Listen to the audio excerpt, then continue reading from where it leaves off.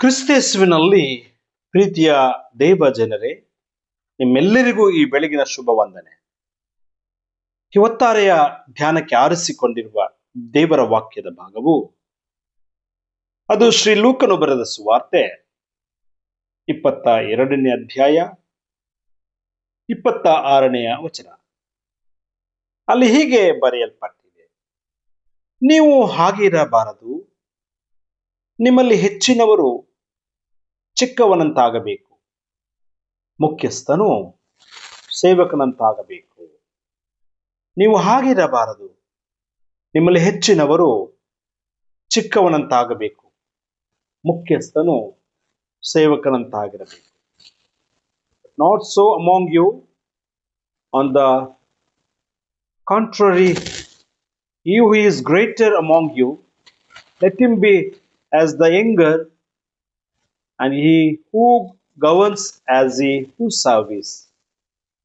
ಈ ವಾಕ್ಯದಲ್ಲಿ ಯೇಸು ಶ್ರೇಷ್ಠತೆಯನ್ನ ಮರು ವ್ಯಾಖ್ಯಾನಿಸುತ್ತಾನೆ. ಲೋಕದ ಆಡಳಿತಗಾರ ಇತರರ ಮೇಲೆ ದಬ್ಬಾಳಿಕೆ ಮಾಡುವ ಬದಲು ಶ್ರೇಷ್ಠನಾದವನು ಕಿರಿಯವನಾಗಬೇಕು ಅಥವಾ ಸೇವಕನಾಗಬೇಕೆಂಬಂತ ಸಂದೇಶ ಇಲ್ಲಿ ಅಡಗಿದೆ. ಯೇಸು ಕೂಡ ಸ್ವತಃ ಈ ಲೋಕಕ್ಕೆ ಬಂದದ್ದು ಸೇವೆ ಮಾಡುವುದಕ್ಕೆ ಹೊರತು ಸೇವೆ ಮಾಡಿಸಿಕೊಳ್ಳುವುದಕ್ಕೆ ಬರಲಿಲ್ಲ. ಸೇವೆ ಮಾಡುವುದಕ್ಕೂ ಅನೇಕರನ್ನು ಬಿಡಿಸಿ ಕಳಿಸುವುದಕ್ಕೂ ಈ ಲೋಕಕ್ಕೆ ಬಂದನು. ಇಲ್ಲಿ ಯೇಸು ತನ್ನ ಶಿಷ್ಯರನ್ನು ತನ್ನಂತೆ ವಿನಮ್ರ ಹಾಗೂ ನಿಸ್ವಾರ್ಥ ನಾಯಕತ್ವಕ್ಕೆ ಕರೆ ನೀಡುತ್ತಾನೆ. ಈ ವಚನವು ತನ್ನ ಶಿಷ್ಯರು ಯಾವುದೇ ಸ್ಥಾನಮಾನಗಳನ್ನು ಹರಸದಂತೆ ಅವುಗಳನ್ನು ತ್ಯಜಿಸಿ ಸೇವೆಗಾಗಿ ದೀನತೆಯಿಂದ ಸನ್ನದ್ಧಗೊಳ್ಳಬೇಕಾಗಿದೆ ಎಂಬ ಸಂದೇಶವನ್ನ ತನ್ನ ಶಿಷ್ಯರಿಗೆ ಯೇಸು ನೀಡುತ್ತಾನೆ.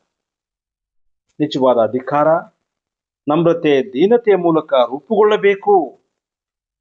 ಇಂದು ಯಾರು ಶ್ರೇಷ್ಠರು ಎಂಬ ಒಳಜಗಳದಲ್ಲೇ ಸ್ಥಾನಮಾನಕ್ಕಾಗಿ, ಕುರ್ಚಿಗಾಗಿ ಹೋರಾಡುತ್ತೇವೆ. ಯೇಸುವಿನ ಶಿಷ್ಯರಲ್ಲಿಯೂ ಕೂಡ ಅನೇಕರು ತಾವು ಯಾರು ಶ್ರೇಷ್ಠರು ಎಂಬ ವಾದಗಳಿತ್ತು.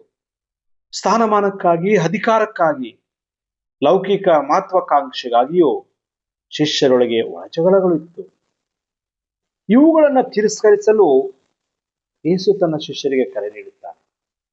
ನಿಮ್ಮಲ್ಲಿ ಶ್ರೇಷ್ಠನಾದವನು ಸೇವೆ ಮಾಡುವವನಾಗಬೇಕು. ಅಂದಿನ ದಿನಗಳಲ್ಲಿ ಕಿರಿಯ ವ್ಯಕ್ತಿ ಸೇವಕನಾಗಿ ದೀನತೆಯಿಂದ ಕೀಳು ಮಟ್ಟದ ಕೆಲಸ ಮಾಡಬೇಕಿತ್ತು. ಯೇಸು ಇಲ್ಲಿ ತಿಳಿಸುತ್ತಾನೆ, ನಿಜವಾದ ನಾಯಕತ್ವ ಇತರ ಮೇಲೆ ಪ್ರಭುತ್ವ ಸಾಧಿಸುವುದಲ್ಲ, ಬದಲು ಸೇವೆ ಸಲ್ಲಿಸುವುದಾಗಿದೆ. ಯೇಸು ತಾನೇ ಸೇವೆ ಮಾಡುವ ಮೂಲಕ, ತಾನೇ ಶಿಷ್ಯರ ಪಾದಗಳನ್ನು ತೊಳೆಯುವಷ್ಟರ ಮಟ್ಟಿಗೆ ದೀನನಾಗಿ ನಮಗೆ ಸಾಕಾರವಾಗಿದ್ದಾನೆ. ಆದ್ದರಿಂದ ಅಂತಿಮ ಸೇವಕನಾಗಿ ಸ್ವತಃ ತನ್ನ ಸೇವಕನ ಪಾತ್ರವನ್ನ ಯೇಸು ನಮಗೆ ಎತ್ತಿ ತೋರಿಸಿದ. ಆತನನ್ನು ಮೆಚ್ಚುವ ಸೇವಕ ಸೇವಕಿಯರಾಗೋಣ.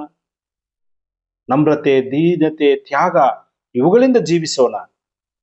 ಅಧಿಕಾರಕ್ಕೆ ಏರುವುದಲ್ಲ, ಕ್ರಿಸ್ತನಂತೆ ನಮ್ಮನ್ನು ತಗ್ಗಿಸಿಕೊಂಡು ದೇವರ ರಾಜ್ಯದ ಮೌಲ್ಯದೊಂದಿಗೆ ಜೀವಿಸೋಣ. ಆಮೇಲೆ ಪ್ರಾರ್ಥನೆ ಮಾಡೋಣ. ನಮ್ಮನ್ನು ಅತಿಶಯವಾಗಿ ಪ್ರೀತಿಸಿ, ಕರುಣಿಸಿ, ಕೈ ಹಿಡಿದು ನಡೆಸುವಂತ ನಮ್ಮ ಸ್ವರ್ಗೀಯ ದೇವರೇ, ನಿನ್ನ ಮಹಾಪರಿಶುದ್ಧ ನಾಮಕ್ಕೆ ನಿನ್ನ ಮಕ್ಕಳಾದ ನಾವು ಇವತ್ತಾರೆಯಲ್ಲಿ ಎದ್ದು ನಿನಗೆ ಅಡ್ಡ ಬಿದ್ದು ಸ್ತೋತ್ರ ಮಾಡುತ್ತೇವೆ. ನೀನು ಪರಿಶುದ್ಧನು, ಪರಿಶುದ್ಧನು, ಪರಿಶುದ್ಧನು, ನಿತ್ಯವೂ ಸ್ತುತಿ ಸ್ತೋತ್ರಕ್ಕೆ ಯೋಗ್ಯನಾಗಿದ್ದಿ ಸ್ವಾಮಿ. ದೇವರೇ, ನಮ್ಮನ್ನು ನಿನಗೆ ಸಮರ್ಪಿಸಿ ನಿನ್ನನ್ನು ಕೊಂಡಾಡುತ್ತೇವೆ. ನಿನ್ನ ವಾಕ್ಯ ಸಂದೇಶಕ್ಕಾಗಿ ಸ್ತೋತ್ರ ಸ್ವಾಮಿ. ಈ ಲೋಕದಲ್ಲಿ ನೀನು ದೀನತೆಯಿಂದ, ನಮ್ರತೆಯಿಂದ ಬದುಕಿದಂತೆ ನಾವು ದೀನತೆಯುಳ್ಳವರಾಗಿ ತಾಳ್ಮೆಯಿಂದ ಈ ಲೋಕದಲ್ಲಿ ಸೇವೆ ಮಾಡಲು ಶಕ್ತಿ ಕೊಡು ಸ್ವಾಮಿ. ನಿನ್ನ ಸೇವಕರಾಗಿ ಬಾಳಲು ನಮಗೆ ಕೃಪೆ ಕೊಡು ಸ್ವಾಮಿ. ಇದೆಲ್ಲ ಕೆಲಸ ಕಾರ್ಯಗಳಲ್ಲಿ, ಜವಾಬ್ದಾರಿಗಳಲ್ಲಿ ಮನಃಶಾಂತಿಯನ್ನು, ಸಮಾಧಾನವನ್ನು, ಆರೋಗ್ಯವನ್ನು ಕೊಡು ಸ್ವಾಮಿ. ನಮ್ಮನ್ನು ನಿನಗೆ ಸಮರ್ಪಿಸ್ತೇವೆ. ನಮ್ಮ ಜೊತೆಗಿದ್ದು ನಮ್ಮನ್ನು ನಡೆಸು. ಪ್ರಾರ್ಥನೆ ಕೇಳಿದಕ್ಕಾಗಿ ಸ್ತೋತ್ರ. ನಮ್ಮ ರಕ್ಷಕನು, ಒಡೆಯನೂ ಆಗಿರುವ ಯೇಸು ಸ್ವಾಮಿ ಹೆಸರಿನಲ್ಲಿ ಪ್ರಾರ್ಥಿಸಿ ಬೇಡುತ್ತೇವೆ ನಮ್ಮ ದೇವರೇ. ಆಮೇನ್.